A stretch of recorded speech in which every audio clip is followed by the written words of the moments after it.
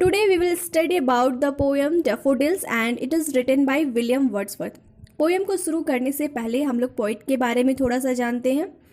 William Wordsworth का संबंध Britain से है और इनका जन्म 7 अप्रैल 1770 को हुआ था और इनकी डेथ 23 अप्रैल 1850 को हुई थी। ये एक नेचर लवर पोइट थे, है ना। He is an nature lover poet, मतलब प्रकृति प्रेमी कवि थे। जब ये अपनी बहन डरोथी के साथ ट्रैवल कर रहे थे तब 15 अप्रैल 1802 को, है ना, तब उन्हें रास्ते में बहुत सारे डैफोडिल्स दिखाई देते हैं। तब विलियम वर्ड्सवर्थ उन्हें देखकर मंत्र मुग्ध हो जाते हैं ना, उन्हें निहारने लगते हैं। इन्हीं पीले फूलों को देखकर, है ना, इन डैफोडिल्स के फूलों को देखकर उन्हें इतनी खुशी होती है कि वो खुशी से झूम उठते हैं।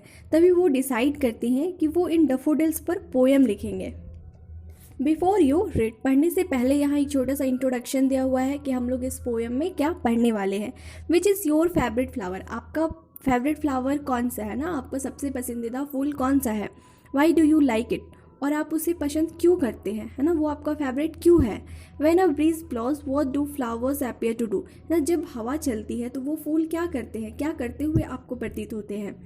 In this poem the poet during a walk along the country side, इस पोएम में हम लोग पढ़ेंगे कि जो पोइट है ना, जो कवि है, वो एक कंट्री साइड मतलब गांव की ओर से जब वो गुजरते हैं, कम अक्रॉस ब्लूमिंग डैफोडिल्स, तब वो खिले हुए डैफोडिल्स के संपर्क में आते हैं, है ना। तब उन्हें खिले हुए डैफोडिल को हिंदी में बोलते हैं नरगिस का फूल, ठीक है। तब वो नरगिस के फूल उन्हें दिखाई देते हैं जब वो कंट्री साइड पे विजिट करते हैं। Read the poem to know how to feel in the company of bright coloured flowers, ठीक है। इस पोएम में हमें पढ़ना होगा जानने के लिए कि जो पोइट है वो कैसा फील करते हैं जब वो उन रंगीन चमकीले फूलों के साथ जब वो होते हैं, तो उन्हें कैसा फील होता है, वो कैसा महसूस करते हैं। तो इसे जानने के लिए हम लोगों को इस पोएम को पढ़ना होगा। तो चलिए पोएम शुरू करते हैं। I wandered lonely as a cloud, wandered मतलब होता है बिना किसी मकसद के इधर उधर भटकना। तो पोइट बोलते हैं कि एक बादल की तरह मैं बिना ही किसी मकसद के इधर उधर भटक रहा था। That floats on high over vales and hills, vales का मतलब होता है घाटी और हिल्स मतलब पहाड़ियाँ, ओवर मतलब ऊपर और फ्लोट्स का मतलब होता है तैरना।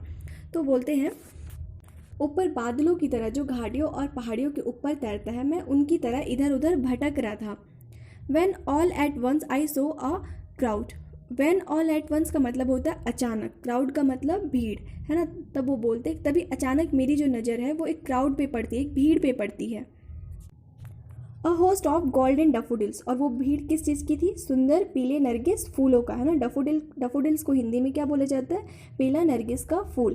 तो बोलते अचानक वो जो भीड़ थी वो क्या चीज़ की थी, बहुत सारे सुंदर पीले नरगिस की फूलों की थी, है ना। तभी अचानक से उनकी नज़र उन पर पड़ती है।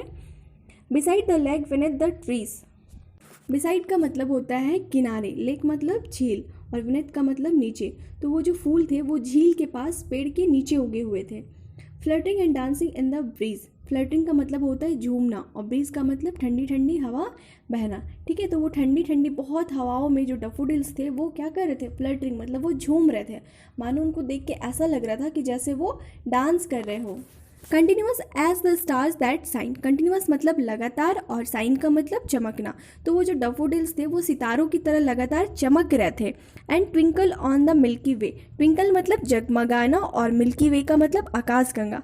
तो जिस तरह आकाशगंगा में तारे झिलमिलाते हैं, उसी तरह वो जो डैफोडिल्स थे वो बहुत सारी संख्या के झुंड में वो क्या कर रहे थे, जगमग जगमग कर रहे थे। They stage in never ending line, stage का मतलब होता है फैला हुआ और नेवर एंडिंग का मतलब होता है कभी ना खत्म होने वाला। तो वो कभी ना खत्म होने वाले कतारों में वो फैले हुए थे, मतलब उन्हें देख के ऐसा लग रहा था कि जैसे वो कहीं पे जाके खत्म होते ही नहीं है, नेवर एंडिंग है। Along the margin of a bay, ठीक है, मार्जिन का मतलब होता है किनारे, अलॉन्ग का मतलब होता है साथ में और बे का मतलब झील। तो वो जो डैफोडिल्स थे उस बड़ी और लंबे झील के किनारे किनारे वो लगे हुए थे। 10,000 सो आई एट अ ग्लेंस मतलब एक ही नज़र में। तो कवि है वो बोलते हैं मुझे एक ही नज़र में उनकी संख्या 10,000 से भी ज़्यादा लग रही थी, है ना। जब वो उन्हें एक नज़र में देख रहे थे तो लग रहा था कि वो 10,000 से भी ज़्यादा संख्या में है। Tossing their heads in sprightly dance, tossing का मतलब होता है घूमना, ठीक है, और स्पाइटली का मतलब खुशी से। तो वो जो डैफोडिल्स थे वो खुशी से नाचते हुए, है ना, अपने सिरों को इधर उधर घुमा रहे थे। पोइट जो है जब उन्हें देख रहे थे तो उन्हें ऐसा लग रहा था कि जैसे वो जो डैफोडिल्स है वो खुशी से अपने सिरों को इधर उधर घुमा के वो डांस कर रहे हों। The waves beside them danced, उन फूलों के पीछे जो झील की लहरें थी ऐसा लग रहा था जैसे वो डांस कर रहे हों, but they outdid the sparkling waves in glee. Outdid का मतलब ज़्यादा अच्छे से, स्पार्कलिंग मतलब चमकते हुए, और ग्ली मतलब खुशी से। तो झील की वो चमकती हुई लहरें जो थी उन फूलों की सुंदरता को देख के बहुत ही ज़्यादा वो खुश हो गई थी। A poet could not but be gay. Gay का मतलब होता है खुश होना। तो पोइट कुछ नहीं कर सके लेकिन वो बहुत खुश थे। इन सच ए जोकॉन्ड कंपनी, जोकॉन्ड मतलब आनंदमय और कंपनी मतलब साथ। तो इस तरह का आनंदमय साथ पाके I gazed and gazed but little thought. Gazed मतलब होता है बिना पलक झपकाए, टकटकी लगाए हुए। तो बोलते हैं कि मैं इस तरह का आनंदमय कंपनी पाके, साथ पाके मैं टकटकी लगा के बस उन्हें देखता रह गया, है ना, पूरी तरह से उन फूलों में खो गया। What wealth the show to me had brought. ठीक है, वेल्थ का मतलब होता है खुशी। यहाँ पे वेल्थ का मतलब तो ऐसे धन होता है, लेकिन यहाँ पे वेल्थ का मतलब है खुशी। सो का मतलब दृश्य।